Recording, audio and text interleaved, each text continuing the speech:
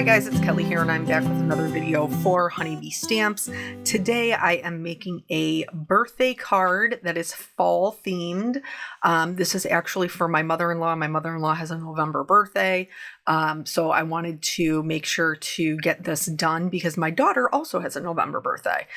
So I am using the spring layering frames, the Lovely Layers Bugs, the Lovely Layers Stump and Slice, the mini fall Lovely Layers mini fall.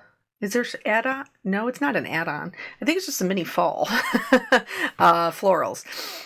So here I'm laying everything out. I'm cutting everything out of white to begin with. I'm going to be doing coloring for most of these, but I knew that I wanted to do my Dragonfly with some additional vellum wings.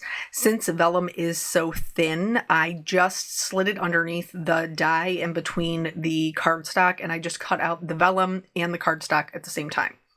Once I had everything laid out, I like doing the large pieces of tape to hold everything securely, and then these large pieces of tape become my smaller pieces of tape, like as I rip them up for other things to hold my dies in place. But this right here is a full sheet of 8.5 by 11, just cut in half. And I think that's the only one that I used.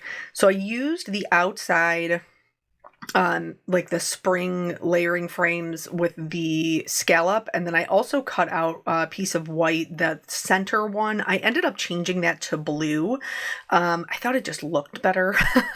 So after that, after I have all the things cut out, then I do like to go through and separate them into piles so I know which flowers go with which and what colors like I need to be coloring all of the things. It just helps me to stay organized. So for the stump and slice, I chose this large flat one, and the bottom piece is like the bark. So I'm doing that, like 2 of the darker browns, and then the middle piece has the rings embossed in it. So I'm just doing the lighter brown that I used for the bark. I'm just doing that around the edges, and this is to help them blend in together. And then I'm going to go over that with a mid-tone, which is an E55. Everything in the middle, I'm going to color much lighter, which is the E53. Okay, so see how I started coloring up and down, and then I switched to kind of like left to right? I tell you guys all the time, like when you're coloring something, it's important to color with the shape. And this is one example where I have made that mistake. So now you can see where it overlaps because it doesn't look natural. That line is not supposed to be there because it is a vertical design. So just something to keep in mind when you are coloring. If it's not coming out the way that you want, you might be coloring in the wrong direction. So then once I did the light color, I did go right over top of that with the darker color to help the embossed ridges kind of show. And then that's the only time I'm going to leave in the color, like the cleaning of my glass surface, but I do clean it after each individual color family, because when you're coloring on a non-porous surface, your alcohol markers can pick up those other inks that are sitting there, and then you're coloring with them on your project when you don't mean to be. So if you are doing your coloring on a non-porous surface, just make sure you're kind of cleaning up as you go. Just so we don't, you didn't go through all that time to die cut everything and all that jazz, and then, you end up getting color on there that you don't want. So each one of these is a smaller version of Lovely Layers that Honeybee has that are the original sizes. So there is this is the sunflower, and then there is a coneflower, a lily, an anemone. Is that all of them? I think that is all of them. But they are just like the mini versions. I did a card with this and the shoe, last year or the year before. I'll just see if I can try to find it to link it at the end. But I wanted to show that like the shoe is very clearly like, I don't want to say like a witch's shoe, but it's definitely got that vintage shoe vibe. So, when like you can put them together and it could be very much for like fall-ish Halloween kind of feel, but you can use these flowers outside of that for, kind of any kind of card. Since my mother-in-law's birthday is in November, I usually do a kind of fall inspired card for her birthday. I wonder if she ever gets sick of that. I don't know. I will have to ask her when I give her the card, like, hey, are you tired of receiving these cards that are all in the same kind of like color scheme? So for the sunflowers, I do what I usually do with the lovely layers. I lay one on top of the other, and then I use my lightest color to mark the shadows. For the centers, I used the same browns that I used for the stump. I just used the 3 darkest colors. I didn't use the lightest color. And then I did little dots to help create some texture after I had colored it the first time. For the cone flowers, I went through and I did lay them down and then mark where the shadows should be. But truly, if you just colored it like with the 2 rules that we know, which is like where one object meets another, there's darkness, and where one lays on top of the other, there's darkness. If you just colored with those rules in mind, you probably wouldn't even need to lay them on top of each other, because there's they're not very large, so you don't have to, I guess, take the time to show as much detail or worry about how much detail is going to show is maybe a better way to put that. And then for the centers, I am doing a combination of the browns that we chose for the stump, but then also some of the darker golden colors from the yellows, the sunflower combination. Just so that they're not exactly the same. I don't want this center to look the same as the sunflower center. And so each time I'm showing you like how they come together, this is something that I always do to double check myself. So because I'm showing you all of them as we're going, I'm not going to show you when I glue them. The only part I'm going to show you of like putting them together and gluing them is going to be the dragonfly. And that's just because I'm doing it just a little bit differently. So here with the anemone, the base piece actually has the leaves underneath it.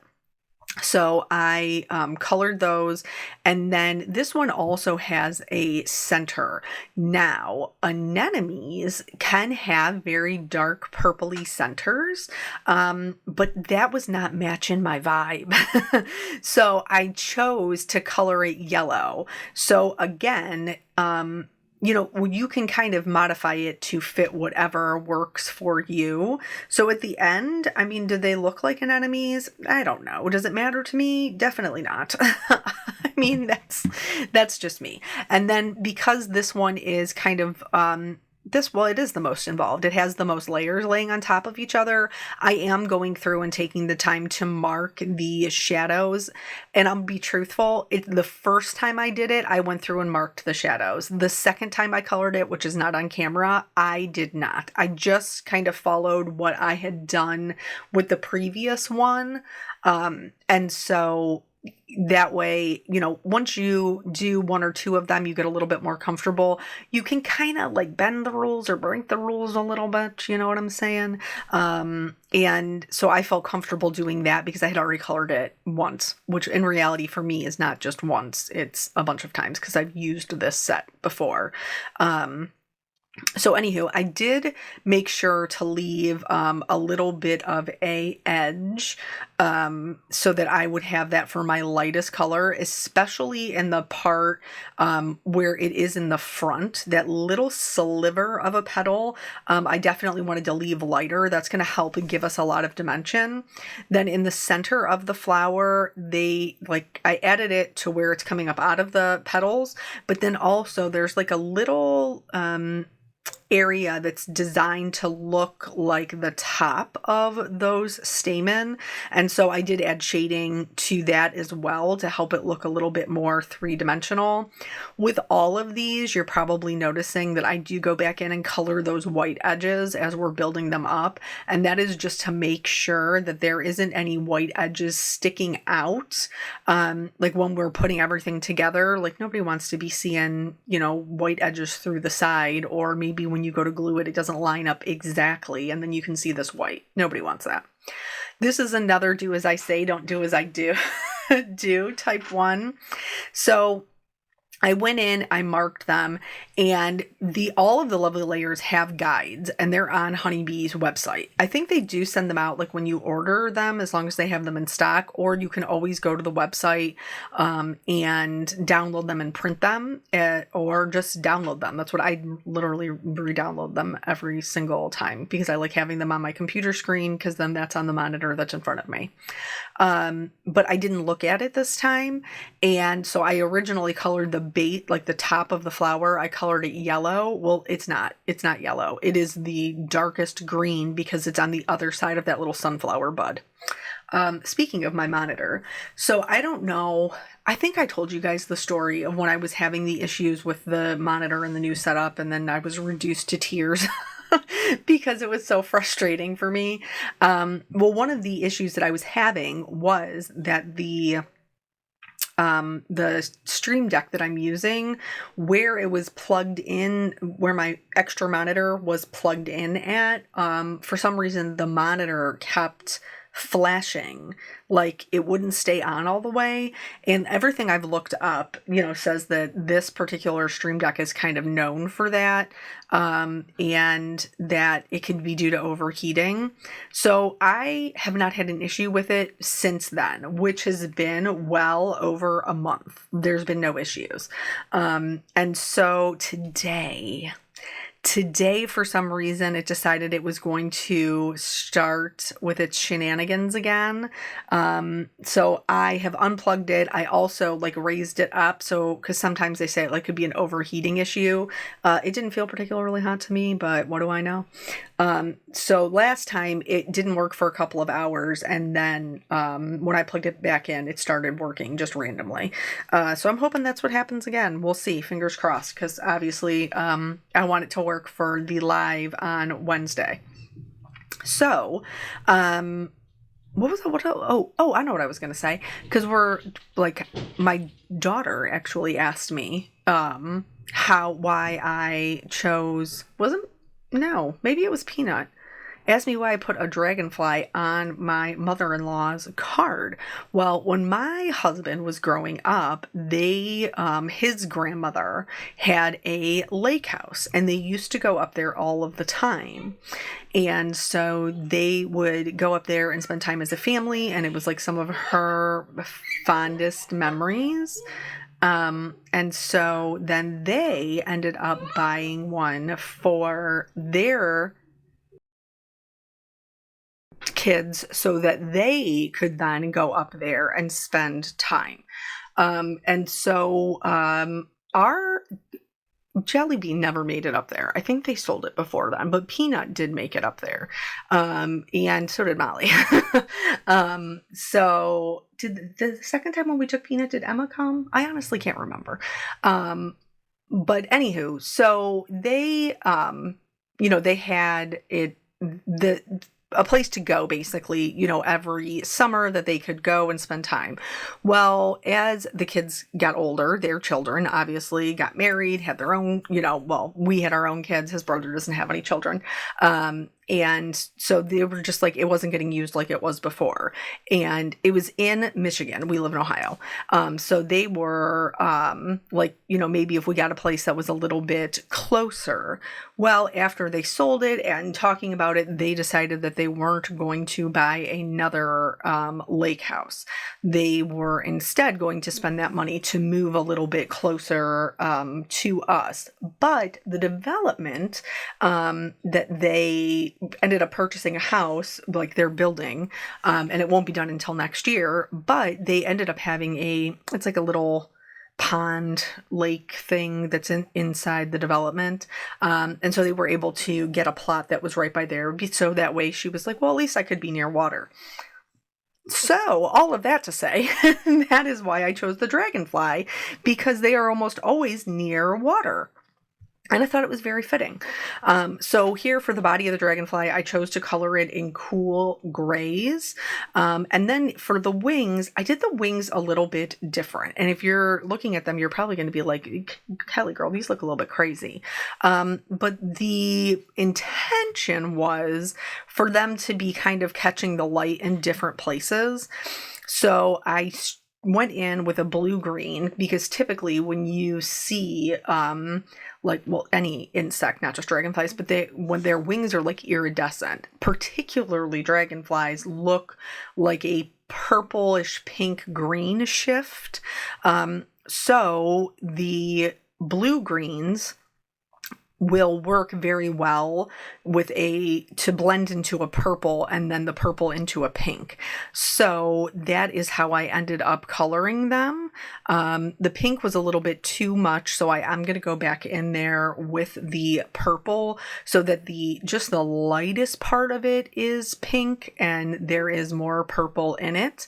I think that they look super pretty like this, and but I can't leave anything alone, so I will be doing more. So here's the vellum. You can just put the vellum right over top of it. This is the regular, just like white color. You can color just about anything with alcohol markers. So I'm going to go in, this is on the back side. I'm going to go in on the back side with that VO4, which is like a bright purple. And I'm going to color the wings. And it's going to be more muted from the front side, but it still has a purplish tint. I'm also going to go in with a clear glitter marker and add shimmer to them. And you can do this to the paper as well as add it to the vellum. You just want to make sure that you give it plenty of time to dry when you're adding it to the vellum, because it's a non-porous surface, so it's not going to absorb right away into the wings. So then you can see the little shimmer on it there. So now it's been drying, and we're going to go in and put them together. So for the wings, normally you would just glue them right on top of the body, which is what I've done. With the vellum, I glued them then on top of the ones that we colored. Now, normally with vellum, you can see any of the adhesive that you put underneath it, but I'm not worried about it because I know that I have more plans to decorate the body. So here, I did like the shimmer that was on it, but it wasn't giving me that kind of green kind of changeover that I wanted. So I'm going to lift up the vellum wings, and then I just patted the paper wings with my Versamark pad. And then I am going to use the Perfect Pearls. I believe this is it... For some reason, I want to say it's zinnia, but I'm not 100% if that's accurate or not. I'll link it below. But basically, this is like a palish green, so it's not going to detract from the color. It's not opaque by any means, but it is going to add a little bit of a green shimmer, so that way, when the light catches it, it does appear to have this kind of greenish tint. For the sentiment, this is from the You're So Extra set. I just chose the Happy Birthday. I showed you, I think, 2 different sets in the beginning, but I wasn't 100% sure about which ones I was going to use. And so I treated the blue, it's the same blue that I cut that spring layering frames portion out of. It's Cosmic Sky from Spellbinders. And then I treated with my anti-static tool, stamped it in our Brilliant White pigment ink, and then used a white detail embossing powder to heat set that until it was smooth. I'm going to cut it out with its coordinating die, and then we are going to start putting everything together. So I know it's a white on white design, but I wanted it to have something in the background so it wasn't boring, but I didn't want it to distract from what we have going on with our focal point, because there is quite a bit going on. So I'm going to adhere this down white to a white card base. And then the blue here is kind of like a nod to the water that the dragonflies would typically be drawn to. So maybe you can kind of picture it as like a little bit of water with maybe like a little tree stump sticking out of that the dragonfly lands on. And then for the florals, I did mess around with this quite a bit. So like looking at this, it's going to look like it just automatically came together. together. Don't be hard on yourself if it doesn't come together for you. I played around with this quite a bit off camera to get kind of what I wanted. And I did do them just a little bit differently. The one in the top has that little sunflower piece, and it also has one of the extra kind of fall leaves. Down at the bottom, there is not that little sunflower piece, like the little baby sunflower. And there is a different kind of extra leaf. But again, this is just, something a little bit different. Now, typically I add glue to my top piece, I put it down, I pick up whatever sticks to it, I add glue to that, and then I stick it back down. I started to do that with this one, and it just didn't work out. Some of it was actually kind of like underneath the stump, and so I couldn't, the stump was already glued down. So I ended up just kind of doing each piece individually and then kind of tucking them back in. Once I got them all where I wanted them to be, I did go back in and just, kind of like lift up the pieces and add any extra adhesive where I needed it to go, just to make sure that everything was like super secure. And then I'm going to recreate, like I said, almost the same bundle I use the same flowers and stuff, but down on the bottom left-hand side. So it is a diagonal design. I thought that suited our Dragonfly the best. And I wanted there to be balance, but I wanted the Dragonfly to kind of be like the star of the show.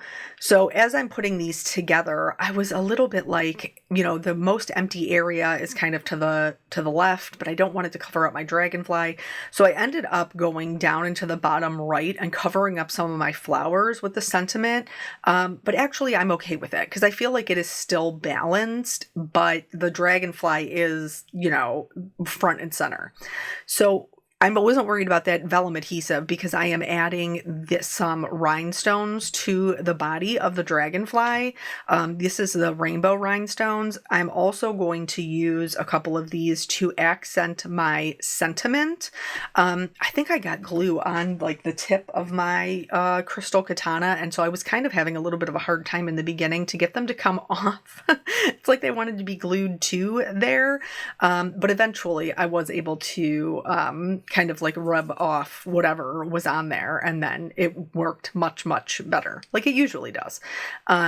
So we added those rhinestones, and then of course, even though we have perfect pearls and all rhinestones and everything else, I'm still going to put some shimmer on my flowers. And then I did go in with a white gel pen, add some highlights to like the stamen and the centers of the flowers to each kind of segment on my Dragonfly. And then that is it. That is the whole card. So I hope that this inspires you guys to make some fall floral cards. Thank you so much for spending your time with me. I appreciate it, and I will catch you on the next video. Bye.